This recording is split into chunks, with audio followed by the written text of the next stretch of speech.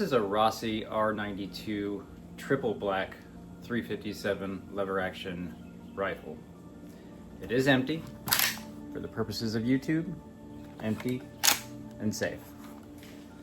I was at the range shooting this the other day, and I was taking some B-roll, some footage, because I do that from time to time in case I decide to do a video such as this, or also I just like to check my form and see if I'm flinching and stuff like that. And I got to thinking of a discussion on this rifle, on a few guns here, really, in general. We buy them, sometimes we do videos on them, we do quote-unquote reviews, but now that I've had this a couple of years, it got me thinking I'd like to approach this from a different angle. Not so much a review, but would I buy this again? In the current context, in today's money, would I buy this again? And I think that's a different way to approach it, other than just a review. Now, to give you a little further context, I am a small channel, non-sponsored, who buys everything with my own money. So these are completely unfiltered opinions. And that's all this is an opinion based off my use and experience. So we're gonna actually throw this down the table so you can take a look at it a little bit closer, and I'd like to talk about it. But just to give you a little bit of specifics on this particular setup, this does have a leather sling that does have onboard ammo capacity. This is a Beartooth Products cheek riser, since I have a Romeo red dot on it. This is from the Romeo and Juliet package. An offset 45-degree Picatinny adapter from TrueGlow, and that is an Olight PL Pro Valkyrie from Olight. So, but let's take a look at it a little bit closer. All right, now when I'm gonna discuss any perceived quality issues or lack of quality, keep in mind that my reference frame, my baseline, is Henry. We've owned several Henry rifles throughout the years. This is the Henry all-weather big boy, chambered in 357 Magnum. Had this since, I believe, 2015. You might note this predates having a loading gate, which I've always wished I had this exact same gun with a loading gate. But digressing, getting back to the Rossi. So let's just go ahead and discuss the biggest issue right up front, the peep sight. So just to give you a brief overview of the rifle, I suppose, this is again, 357. It's about 33.7 inches long. It's got a 16.5-inch long barrel. It's fairly light, about an 1.5 inch thickness at most. And it does come with a 8+1 capacity. Has a side loading gate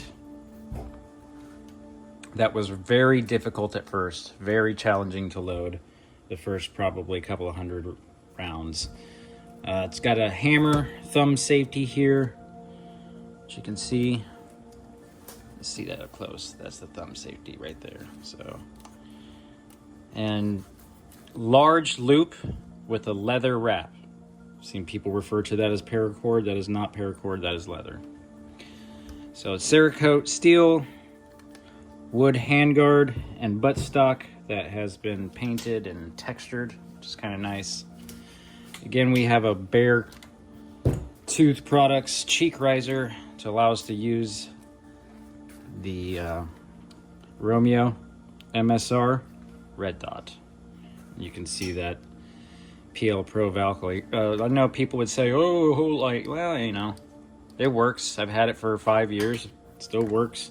The only thing in this setup I found is that I do tend to have negligent discharges with the light. Again, I said negligent discharges with the light. With the light. But, you know, this isn't really set up for tactical use. This is more of a homestead gun. You know, we've had deer attacks, several deer attacks here on my dog. So figured 357, you know, this sits next to my bed a lot with a light and a red dot.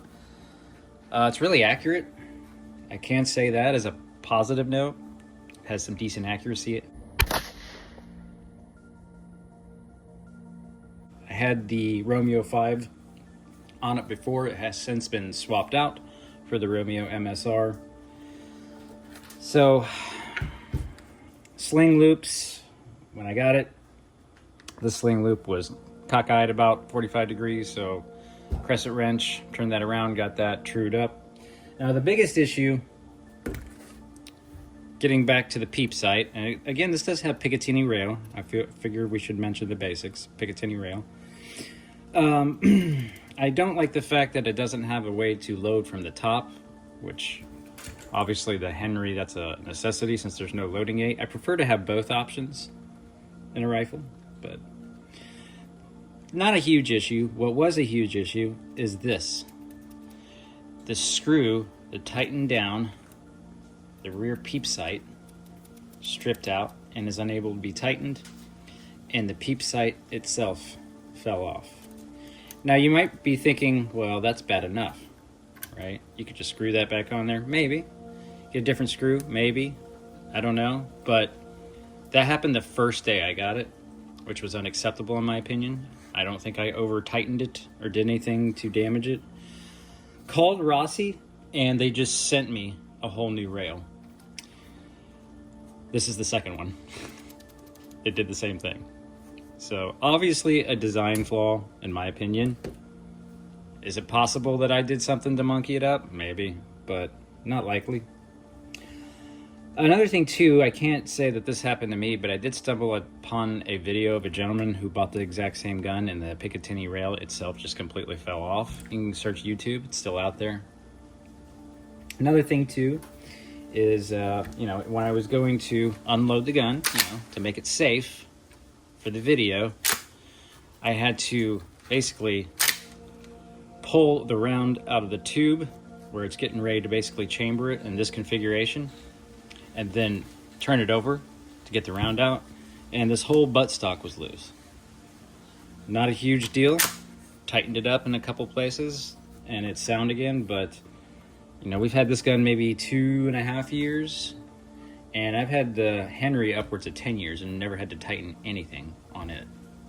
So, just saying. One other criticism I have of the rifle isn't necessarily a malfunction or a design flaw, it's just a problem with the design itself, and that's that top ejection. All of my Henrys have side ejection ports, and the top ejection severely limits your ability to put on certain scopes, optics, and quite frankly, sometimes it annoyingly jumps up and hits me in the hat. MSRP on the Rossi R92 Triple Black is over $1,000. I picked it up for around $800. I've talked about this gun before, and people have brought up in kind of a snide way that they were able to get it for like $600. Good for them. It's like one of those little pride and ego games men play. They're like, oh, well, I was able to get it for so-so. Good for you, buddy. But yeah, you can get them fairly cheap from what I understand. I've seen a couple examples of people picking them up for $6.99 or so. Would I spend maybe $699 on this gun? Yes. Would I spend $850 in 2025 money on this gun? Well, I don't know. I'm leaning towards no, but I'll let you know my final verdict at the very end. So some more positives. Let's give it some more positives. Well, it's very nice looking. It's got the tactical element. It's black. It's got the Picatinny rail. Allows for accessories. Again, we have the 45 degree from Trulo on there. And so I like this setup, but I kind of wish I could put this about an inch up further, but it is what it is. Another thing that's really positive about this is the action is really smooth. Now, it wasn't at first, but good 100 or so rounds, and this action is actually smoother than the Henry, which has had probably more rounds and many more years. Smooth action, and the loading gate eventually did free up a little bit, so it's a little easier to load now. So 8+1, and I don't know. It's hard to say with lever actions. We have so many more options these days. They have little, they're not mare's leg, but like mare's leg size versions of these, which are pretty cool in the Triple Black series. Henry's got a whole bunch of other options now. They got the X series, which is like their tactical take on it. Most of them do have loading gates now. Smith & Wesson's up the game, has one out there in offering. So in 2025, going into 2026, well, I said I'd give you my final verdict at the end of the video. Would I buy this again in today's money? Probably not, but I am still glad I have it. And that's it.